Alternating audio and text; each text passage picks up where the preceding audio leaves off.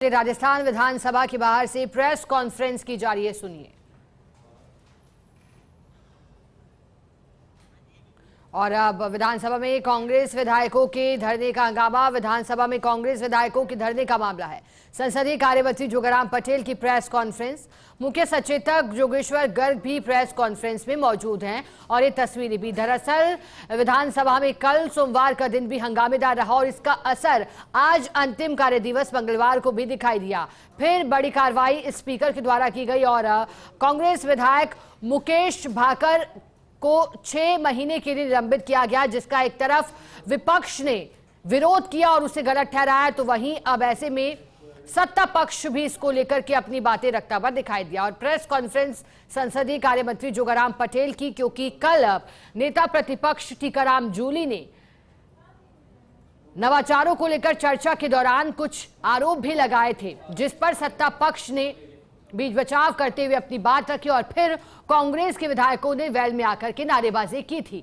Well में आकर नारेबाजी करने के पश्चात मुकेश भाकर के आचरण को लेकर के स्पीकर वासुदेव देवनानी ने नाराजगी जाहिर की थी और उनकी एक्टिविटीज को लेकर नाराज स्पीकर ने पहले कार्रवाई को कुछ देर के लिए स्थगित किया और स्थगित करने के बाद मार्शल को बुलाकर के मुकेश भाकर को बाहर भेजने के निर्देश दिए थे। लेकिन इसके बाद फिर बताया गया कि महिला सदस्यों ने इसका बीच बचाव किया और फिर स्थिति गहमा-गहमी की स्थिति उत्पन्न हुई विधानसभा के भीतर भी, और फिर यह फैसला किया गया कि 6 माह के लिए उन्हें निलंबित किया गया है। ऐसे में कांग्रेस विधायकों ने भी अपनी बात रखी, तो वहीं मुख्य सचेतक जोगेश्वर गर्ग प्रेस कॉन्फ्रेंस में मौजूद है। प्रेस कॉन्फ्रेंस के दौरान इस पूरे घटनाक्रम को लेकर माना जा रहा है कि स्थिति स्पष्ट सत्ता पक्ष की ओर से की जा सकती है।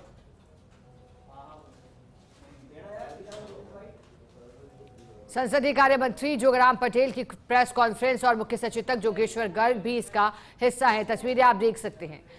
आज विधानसभा के बजट सत्र का अंतिम कार्य दिवस था और ऐसे में अंतिम कार्य दिवस के दौरान भी हंगामेदार आज का दिन रहा है। शुरुआत विधानसभा के बजट सत्र की 3 जुलाई को की गई थी और अब 1 महीने तक चलने की बात सामने आ रही थी। इस बजट सत्र में बजट भी पेश किया गया, फिर बजट को पारित किया गया और इसके बाद भी हंगामा जारी रहा। अलग अलग विभागों से जुड़ी अनुदान मांगों को लेकर चर्चा, साथ ही साथ ध्यान आकर्षण प्रस्ताव पर भी चर्चा और हंगामा इस दौरान दिखाई दिया। सकारात्मक मैसेज चाहे वो बजट का है, चाहे डिमांड का है, जनता में जाए ऐसी अपेक्षा करता हूं। साथ ही साथ मैं आज आप सब मित्रों को बजट सत्र के उपरांत रही पूर्व की परंपराओं के अनुसार आज शाम को ईपी में एक पिक्चर का आयोजन है। पिक्चर दिखाई जाएगी वीर सावरकर और उसके उपरांत विविध व्यंजनों सहित भोजन की व्यवस्था है। उसमें आप सभी साथी सादर आमंत्रित हैं। एक अत्यंत महत्वपूर्ण विषय आज और कल सदन के अंदर उठा और उन्होंने नेता प्रतिपक्ष ने नियम 119 के तहत एक विषय रखा कि sessions court, additional sessions court और स्पेशल कोर्ट्स में जो पब्लिक प्रोसिक्यूटर की नियुक्ति हुई है वो नए कानून में नहीं होकर के पुराने कानून में हुई है, इसीलिए संविधान की अवहेलना है। और उन्होंने एकमात्र विषय अपने राजस्थान विधानसभा प्रक्रिया एवं कार्य संबंधी नियमावली के नियम 119 के तहत जो आज सूचना दी, प्रस्ताव दिया, उसमें मात्र ये लिखा है कि ये नियुक्तियां सीआरपीसी की धारा 24(3) के तहत की गई है, जबकि ये होनी चाहिए भारतीय नागरिक सुरक्षा संहिता 2023 की धारा 18 के तहत। इसके सिवाय किसी तरह का दूसरा अन्य कोई आक्षेप, अन्य कोई ऐतराज या जैसे वो नारे लगा रहे थे एजी, डबल एजी, एजी किसका होना चाहिए, क्या होना चाहिए, ऐसा कोई ऐतराज या कोई लिखित में आक्षेप नहीं किया और बिना आक्षेप ही उन्होंने नारेबाजी की।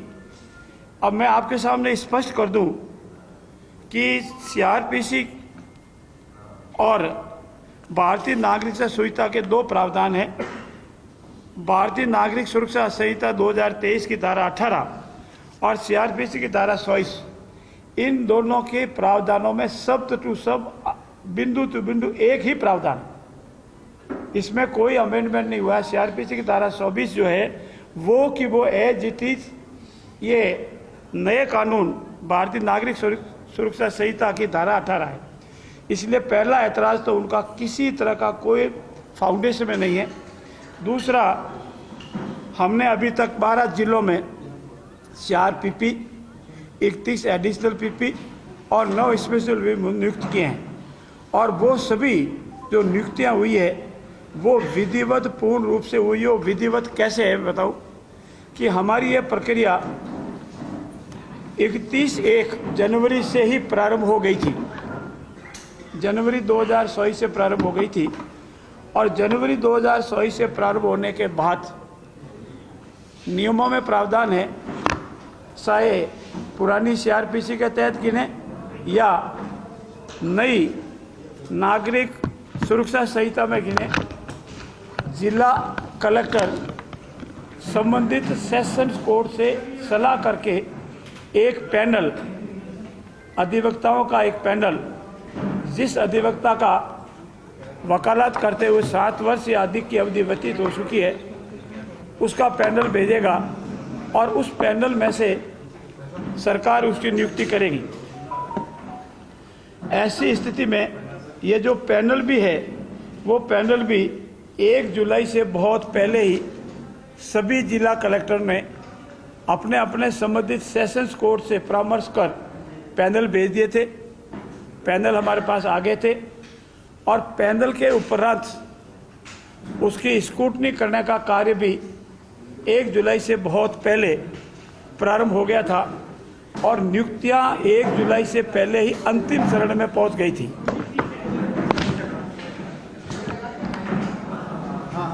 आराम से। भारतीय नागरिक सुरक्षा संहिता 2023 की धारा 531 में ये प्रावधान है कि कोई भी प्रक्रिया अगर उस कानून के तहत प्रारंभ हो जाती है तो उसका अंतिम निस्तारण भी उस कानून के तहत ही माना जाएगा। और उसमें यह भी लिखा गया है कि यह माना जाएगा कि नया कानून प्रभाव में ही नहीं आया। इस प्रकरण में चूंकि सीआरपीसी 1973 दंड प्रक्रिया संहिता 1973 के तहत कार्रवाई प्रारंभ हो गई थी और अंतिम चरण तक पहुंच गई थी, ऐसी स्थिति में इस प्रकरण में यह माना जाएगा कि नागरिक सुरक्षा संहिता 2023 प्रभाव में ही नहीं आई। ऐसी स्थिति में इन 12 जिलों में जो भी पीपी, एपीपी या स्पेशल प्रोसिक्यूटर नियुक्त किए गए हैं वे विधिवत पूर्ण किए गए हैं। इतना ही नहीं, सरकार ने भी समय समय पर, केंद्र सरकार ने भी समय समय पर निर्देश जारी किए हैं, और उस निर्देशों में भी यही कहा गया है कि जो कार्रवाई जिस कानून में प्रारंभ हो जाती है उसका निस्तारण भी उस कानून के तहत ही अंतिम रूप तक किया जाएगा, भले ही भविष्य में उस कानून को रिपील कर दिया गया हो या नया कानून आ गया हो। Rajasthan law legal appearance department का मैनुअल 1999 है, उसका रूल 5 सब क्लोज 2 है। उसमें यह कहा गया है कि all appointment of a public prosecutor for court of other than high court shall be made by the government for a panel prepared by the district magistrate in consultation with the session judge in accordance with the provision of sub rule 4 of section 24 of criminal procedure code। और इसी के तहत हमने प्रक्रिया जिस कानून में प्रारंभ की थी उसी कानून के तहत उसका नियुक्ति की है। ऐसा ही विषय अभी माननीय राजस्थान उच्च न्यायालय के समक्ष भी आया, और वहाँ ये विषय उठा कि जो घटना घटित हुई है, जो अपराध घटित हुआ है, वो 31 जून से पहले या 1 जुलाई से पहले हो गया, नया कानून आने प्रभाव होने से पहले हो गया, तो इसकी FIR किस में दर्ज होगी और इसका निस्तारण या इन्वेस्टिगेशन किस प्रोविजन में होगा। तो माननीय राजस्थान उच्च न्यायालय ने अभी हाल ही में Krishna Joshi brothers state of Rajasthan में 9 जुलाई 2024 को एक विस्तृत निर्णय पारित किया है, और जिसका मैंने अभी उल्लेख किया, धारा 531 सब क्लोज 2 सब क्लोज ए का व्याख्या करते हुए ये स्पष्ट मत प्रतिपादित किया है, ये फैसला दिया है कि जिस कानून के तहत प्रक्रिया प्रारंभ कर दी जाती है उसका निस्तारण भी उस कानून के तहत ही होगा। ऐसी स्थिति में मित्रों, मैं आपके समक्ष ये निवेदन करूंगा कि प्रतिपक्ष के नेता ने जो धारा 19 के तहत एकमात्र ये ऐतराज किया है कि उन्होंने नियुक्तियां नए कानून में नहीं करके या नागरिक सुरक्षा संहिता में नहीं करके दंड प्रक्रिया संहिता की धारा 1973 के तहत जो अवैध है, वो उनका आधार, उनका मत या उनका ऐतराज पूर्ण रूप से निराधार है, बिना किसी तथ्यों से आधार पर है और कानून के विपरीत है। मात्र ऐतराज करने के लिहाज से ऐतराज किया है। मित्रों, इतना ही नहीं, भारत सरकार ने भी अभी अपनी अधिसूचना जारी की है 16 जुलाई 2024 को, और उसमें भी भारत सरकार ने स्पष्ट रूप से कहा है कि जिस अधिनियम विनियम या जिसके तहत कार्रवाई प्रारंभ कर दी गई है उसका कार्रवाई उसी के तहत निर्णय की जाएगी। और उन्होंने ये स्पष्ट रूप से लिखा है, उसके जो वर्डिंग मैं आपको पढ़ता हूँ, किसी अधिनियम के अधीन बनाए गए नियम, विनिमय किया गया आदेश या अधिसूचना, अध्यादेश या विनिमय जहाँ तक दंड प्रक्रिया संहिता के प्रवर्त किया जाता है तो उसे भारतीय नागरिक सुरक्षा संहिता के रूप में पढ़ा जाएगा। उन्होंने कहा है कि ये जो दंड प्रक्रिया संहिता 1973 के जो आदेश होते हैं उसको नागरिक सुरक्षा संहिता 1973 के तहत ही पढ़ा जाएगा, ऐसा ही माना जाएगा। एक भी दूसरा किसी तरह का कोई आक्षेप, कोई आधार, कोई गलती किसी तरह का नहीं बताया गया है। ऐसी स्थिति में उन्होंने जो कोई तथाकथित बिना आधार का आक्षेप किया है वो पूर्ण रूप से निराधार है। मैं यहाँ भी स्पष्ट कर दूं कि जो उन्होंने नारेबाजी की, अगर उनमें थोड़ा बहुत भी दम होता, सत्यता होती, नैतिकता होती, तो इस नोटिस में भी लिखते कि एजी या डबल एजी का नियुक्ति कैसे हुई है। 7 महीने 6 महीने पहले विधिवत हुई है, उसके संबंध में बिना किसी तरह का ऐतराज, बिना कोई नोटिस दिए, बिना कोई सूचना दिए इस तरह का ऐतराज किया। इसमें एकमात्र ऐतराज था, एकमात्र ऐतराज था कि पुरानी दंड प्रक्रिया संहिता और नई दंड प्रक्रिया संहिता। इसलिए मेरा निवेदन है, ऐसे बेबुनियाद ऐतराज, समय बर्बाद करना, विधानसभा की प्रक्रिया की कार्रवाई चलना, और चूंकि पहली बार बजट सत्र पूर्ण जब तक हमारी सरकारी कार्रवाई पूरी हुई उस तक किसी तरह का उनका कोई किसी नहीं चला, न उन्होंने कोई ऐतराज किया। मैं आज आपकी मार्फत विनम्रता से निवेदन कर रहा हूं कि पर्ची सबसे ज़्यादा लगी सत्तारूढ़ दल की लगी, ध्यानाकर्षण सबसे अधिक लगे सत्तारूढ़ दल के लगे, प्रश्न लगे सबसे अधिक प्रश्न हमारे लगे। एक स्थगन लगाने का उनका अधिकार है, वो स्थगन हम सत्तारूढ़ दल वाले लगा नहीं सकते नियमों के अनुसार। बाकी उनका कोई, उनके जितने भी सहयोगी है, विपक्षी दल के जो भी माननीय सदस्य है, उन्होंने सक्रियता से इस सदन में भाग ही नहीं लिया और मात्र व्यवधान करना या समाचार पत्रों की सुर्खियां बनना, इस लिहाज से ही उन्होंने कार्रवाई की है। इसलिए मैं उनके कर्तव्य की घोर निंदा करता हूं। और जो हमारा घटनाक्रम 2 दिन चला उसके संबंध में आदरणीय योगेश्वर जी गर्ग आपसे मुताबिक होंगे। ये जो आप इस बारे में सफाई दे रहे हैं वो मामला हो रहा है, कांग्रेस ये आरोप लगा रही है कि बीजेपी के जो केंद्रीय नेतृत्व है उनकी तरफ से डायरेक्शन है कि वो मंत्री को किसी लाभ की मत नहीं दे सकते। जिस गाइडलाइन का उद्धरण दे रहे हैं वो गाइडलाइंस मेरे पास है, हम बिल्कुल विधिवत तरह से कर रहे हैं और इसमें किसी तरह का कोई नहीं है। अगर कोई व्यक्ति लाभ के पद पर जाता है वो मेरे से अलग है, पिछले टेन्योर में था, 2 बार बेस्ट काम करने की वजह से सरकार द्वारा उसे सम्मानित किया गया है। अभी भी 18 रिपोर्टेड जजमेंट उसके अकेले के हैं। तो जो व्यक्ति काम करेगा उसका अपना होगा, और जिस संहिता का ध्यान रहे ऐसा पूर्ण रूप से गलत निराधार है, उसका कोई लेना देना नहीं। एक बन भाई बना आराम से।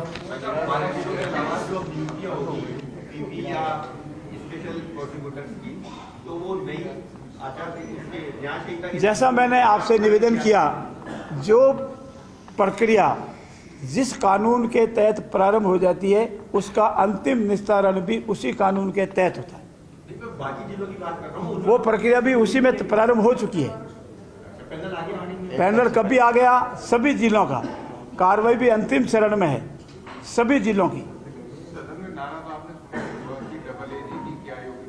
वो बिना किसी आधार के, बिना धराधार के, इस नोटिस में बिना लिखे ही ऐसे आरोप लगा दे, उसका कोई निराकरण नहीं है। अगर हिम्मत होती तो जैसा उन्होंने ये आरोप लगाया वैसा इसमें लगा देते, मैं आरोप जवाब देता। कोई आरोप नहीं, इसमें सिर्फ एक ही लिखा है कि नई और पुरानी सीआरपीसी के तहत नियुक्ति। धन्यवाद। जो आपने कहा कि एजी की नियुक्ति सही है, तो सरकार हाईकोर्ट में जो केस है उसमें पुराने एजी को क्यों लेकर गई? क्या कोई कॉम्पिटेंट नहीं, ये विषय नहीं होता है। एक डॉक्टर और वकील, उसकी कोई जाति, उसका कुछ नहीं होता है। जिनको नियुक्त करना है उसका नियुक्त किया है, नियुक्त बदलती रहती है, नियुक्ति होती रहती है। और जो हमारा एजी जो है वो ठीक समझा, उनको नियुक्ति उनके सहयोग के लिए है, वो एजी ही उसमें हमारा पार्टिसिपेट कर रहे हैं, और एजी साहब के सहयोग के लिए चाहिए वो कॉम्पिटेंस इनकॉम्पिटेंस का विषय नहीं। जो कि सवाल ये है, जो सवाल उठा रहा है वो कह रहा है कि जो डबल एजी जो बनाया गया है, आप अगर मंत्री नहीं होते तो वो डबल एजी नहीं बन पाते। सवाल ये, मैं पिछली बार मंत्री नहीं था, वो फिर भी सरकार में इसी पद पर था।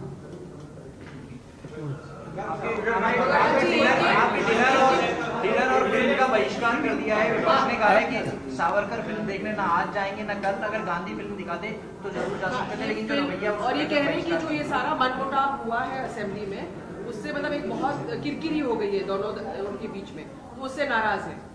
हमारी किरकिरी हमारे पार्ट पे आप सब हमारे प्रत्यक्षदर्शी हो। आपने एक भी ऐसा आंख दृश्य देखा हो जो हमारी तरफ से, वो आराम से हमारी कार्रवाई, जो हमारा आज का एजेंडा था वो आराम से चला और पूरा हुआ। कल भी हमारा एजेंडा था, वो पूरा हुआ। अब एजेंडे के बाद में करें उसकी वो जाने। हमारा इस तरफ से कोई किरकिरी का इरादा न तो था, न है, और न भी इरादा किरकिरी मानते हैं। वो कह रहे हैं कि फिल्म वीर सावरकर नहीं देखेंगे, अगर गांधी दिखाते हैं तो हम आएंगे। वीर सावरकर दिखानी या गांधी दिखानी, ये निर्णय हमारे मुख्यमंत्री कार्यालय का है, मुख्यमंत्री जी की तरफ से है। और वीर सावरकर एक इतिहास में महान पुरुष हुए। आज़ादी में उनका जो योगदान है, उनका जो त्याग है, उसकी कोई मुकाबला नहीं हो सकता। आपको पता है कि वीर सावरकर का विरोध करेंगे, तो आपने ये इसका जवाब दिया। दूसरा आरोप है कि आप इधर आ जाओ। जो मार्शल थे उनको काटा। आप वो बता रहे। राजस्थान विधानसभा की बहुत उच्च परंपरा रही है, और जो भी विधानसभा में कार्रवाई होती है नियमों के तहत और परंपरा के तहत होती है, और उसमें सारे प्रावधान हैं। यदि किसी को किसी पे आरोप लगाना है, कोई मुद्दा उठाना है, कोई बात कहनी है, तो हर तरह के प्रावधान उसमें है, और वो प्रावधान छपे हुए भी हैं, और प्रैक्टिस में भी कई तरह के वो प्रावधान हैं, उनके तहत उनको आना चाहिए था। इतना यदि बड़ा मुद्दा उनके लिए था तो उनको केवल पॉइंट ऑफ ऑर्डर के माध्यम से क्यों आना चाहिए था? पॉइंट ऑफ ऑर्डर तो तब होता है जब नियम की कहीं अवहेलना हो रही है प्रक्रिया में, और उसको ठीक करने के लिए होता है। वैसा कुछ था नहीं। पॉइंट ऑफ ऑर्डर और पॉइंट ऑफ इन्फॉर्मेशन बहुत छोटी चीज़ें हैं। यदि इतना बड़ा मुद्दा है तो उसके लिए बाकायदा और नियम के तहत तैयारी करके उनको आना चाहिए था। डबल एजी का मुद्दा तो 6-7 महीने पुराना है। अब तक क्या कर रहे थे वो? सदन भी पिछले 3 जुलाई से चल रहा है। अब तक उनको उसमें भी नियमों के तहत आया जा सकता था, वो सब उन्होंने नहीं किया। तो उस पर आसन से कल यही व्यवस्था दी गई थी कि आपको यदि कोई आपत्ति है, कोई मुद्दा उठाना है, उस संबंधित नियम के तहत आप आइए, और मैं आपको अवसर दूंगा, मौका दूंगा। उस बात को उन्होंने माना नहीं। अपनी मनमानी, अपने तरीके से उन्होंने सदन को चलाने का प्रयास किया, आसन को चलाने का प्रयास किया, तो आसन उस दबाव में नहीं आया, और जो उचित निर्णय आसन को करना चाहिए था उन्होंने किया। आपने कोशिश क्या की उनको मनाने की? आपकी ओर से कितनी बार बता रहे। हमने उनको उस समय भी चलते सदन में भी प्रयास किया उनको समझाने का, वो नहीं माने। उनके सचेतक से भी, उनके नेता प्रतिपक्ष से भी संपर्क किया। उसके बाद जब वो किसी तरह से नहीं माने और निलंबन तक की नौबत आ गई, निलंबन के बाद हम लोग लगातार उनके संपर्क में थे, मैं भी और संसदीय कार्य मंत्री दोनों अलग अलग भी मिले, एक साथ भी मिले, उनके नेता से मिले, उनके उपनेता से मिले, उनके सचेतक से मिले, और भी उनके वरिष्ठ जो नेता है, पारिक साहब हैं या हरिमोहन जी हैं, उन सबसे मिले और सबसे उनसे कहा कि एक बार वो आदेश की पालना करे और वो निलंबित सदस्य बाहर चला जाए, और उसके बाद अपन स्पीकर साहब से निवेदन करेंगे तो उसके बारे में पुनर्विचार किया जा सकता है, लेकिन पहले वो आदेश की पालना करें और आसन के प्रति सम्मान प्रदर्शित करें। वो उन्होंने नहीं किया। पहले भी ऐसे कई बार निलंबन हुए हैं और उस समय सब सदस्यों ने ये किया है, खेद भी प्रकट किया है, बाहर भी गए हैं, आदेश की पालना भी की है और उसके बाद उसका वापस निलंबन रद्द भी हुआ है। ये आज भी हो सकता था, कल भी हो सकता था, यदि उन्होंने आदेश की पालना कर ली होती। उन्होंने जिद पकड़ रखी थी कि हम आदेश की पालना तो करेंगे ही नहीं, आपको ही अपना आदेश वापस लेना है। तो आसन की भी अपनी मर्यादा है, सदन की भी अपनी गरिमा है, उसका पालन करना हमारी जिम्मेदारी थी। वो माननीय अध्यक्ष महोदय ने भी पालन किया और हमने भी पालन किया। रात को भी हम 11 बजे तक उनके संपर्क में थे, वहाँ हाउस में भी हम गए हैं, फ़ोन से भी हम संपर्क में थे। अंत में जाके ये एक फार्मूला निकला था कि कल सुबह उनको वापस ले लिया जाए। उसमें ये हमने प्रस्ताव दिया है कि प्रश्नकाल पूरा होने दीजिए, प्रश्नकाल तक वो बाहर रह जाए, नापक्ष लॉबी में बैठ जाए या और कहीं बैठ जाए, और प्रश्नकाल पूरा होने के बाद आप निवेदन करिए, आसन विचार करेगा। उसमें हम भी सहमत थे। उन्होंने जिद पकड़ी कि नहीं, प्रश्नकाल शुरू करने से पहले ही हमारा निपटारा करो। तो फिर बाहर कहाँ गया वो? 1 मिनट के लिए वो सदन से बाहर नहीं रहा। सजा तो मिली नहीं, तो सजा मिलने से, भुगतने से पहले कैसे माफ़ कर दें? इस कारण से गतिरोध पैदा हुआ और ये प्रतिपक्ष की नादानी भी कह सकते हैं, हठधर्मिता भी कह सकते हैं कि उन्होंने सारे परंपराओं को दरकिनार करके इस तरह से आसन को जबरदस्ती निर्णय करने के लिए मजबूर करने का प्रयास किया। वो आसन उस दबाव में नहीं आया। आज भी जो कुछ चल रहा था, सदन की कार्रवाई ठीक चल रही थी। जो आज का एजेंडा था पूरा हुआ है, प्रश्नकाल भी पूरा हुआ है, शून्यकाल भी पूरा हुआ है, और उसके बाद भी चर्चा थी, वो उसमें भी कई मान्य सदस्यों ने भाग लिया है। और उसके बाद ये अंतिम चरणों में ये निर्णय हमको और करना पड़ा। उसका इसलिए करना पड़ा कि एक तो जो निलंबित सदस्य है वो बार बार सदन के अंदर बैठे बैठे भी प्रवोक भी कर रहे थे और ऐसे वो अपना उनकी बॉडी लैंग्वेज ऐसी लग रही थी जैसे वो सदन के किसी निर्णय की परवाह नहीं करते। वो भी ठीक नहीं था। और फिर कल जब मार्शल से उनको बाहर भिजवाने का आदेश हुआ आसन से, उस आदेश की पालना के दौरान उन्होंने जो व्यवहार किया वो और भी बुरा था। उस निलंबित सदस्य ने खुद ने 2 पुलिसकर्मियों को अपने मुंह से, दांतों से काटा है और 2 में से 1 महिला है। इतना भी उसको ध्यान नहीं रहा कि वो क्या कर रहा है, किसको काट रहा है। महिला की उंगली पे पट्टी बंधी हुई है, उस पुरुष के हाथ पे पट्टी बंधी हुई है। दोनों को कल उन्होंने घायल किया है। तो ये और भी एक आग में घी का काम इसने किया कि जिसको इतनी भी तमीज़ नहीं है, इतना भी जिसको विचार नहीं है कि मैं क्या कर रहा हूँ, तो वो गलती की माफी क्या मांगेगा। तो उसने उस घटना में आग में काम किया। और फिर भी आज सवेरे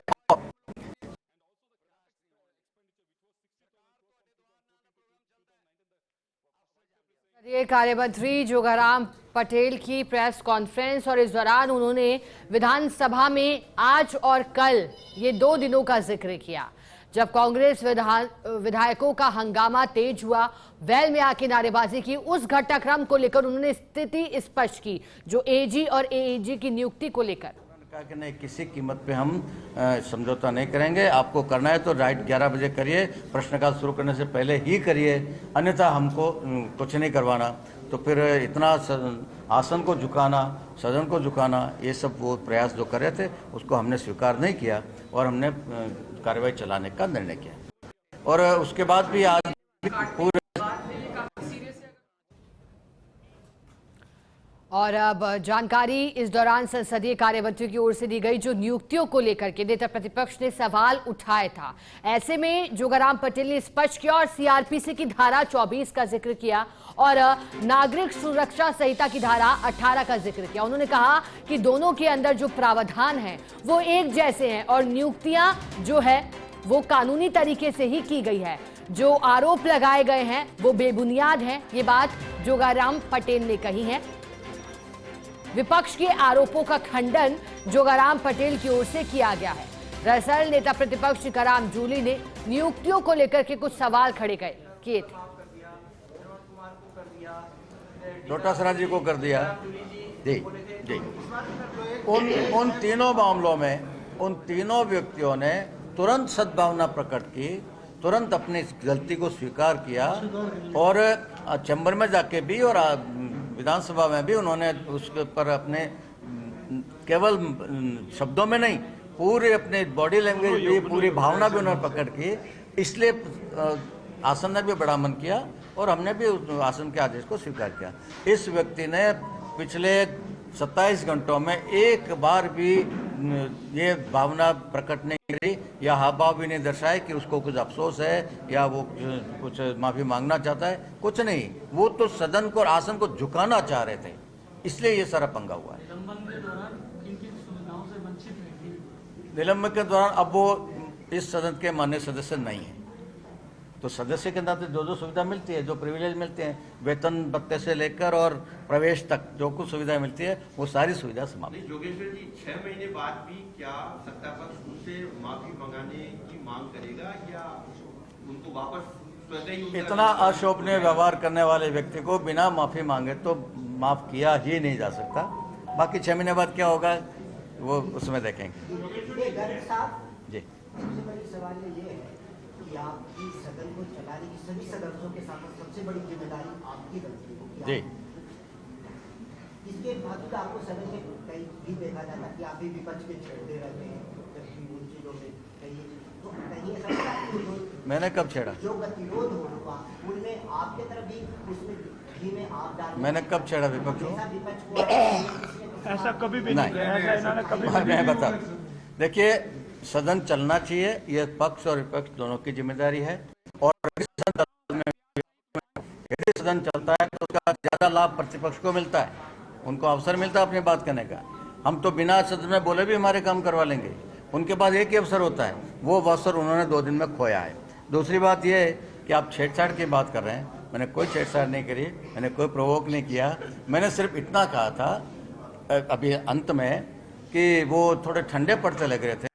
70 लोग खड़े हैं, 4 लोग नारा लगा रहे हैं, तो नेता प्रतिपक्ष कमजोर नहीं पड़ जाए, इसलिए मैंने कहा थोड़ा और लोगों को बुलवाइए, इतनी सी बात थी और कुछ नहीं। अच्छा, इसके साथ एक सवाल और भी है जी। कि सत्ता पक्ष को या विपक्ष को सदन चलाने में आप लोग इतिहास रचने जाने की बजाय आप लोग इतिहास को दोहराने में ही ज्यादा आप लोग विश्वास रखते हैं। नहीं, हमने आज इतिहास रचा है। मैं भी प्रतिपक्ष में रहा हूँ, जब हम विरोध कर रहे होते थे सदन चल नहीं पाता था, आधे घंटे के अंदर उनको सदन समेटना पड़ता था। आज हमने पूरा एजेंडा पूरा किया है, सारी कार्रवाई किया।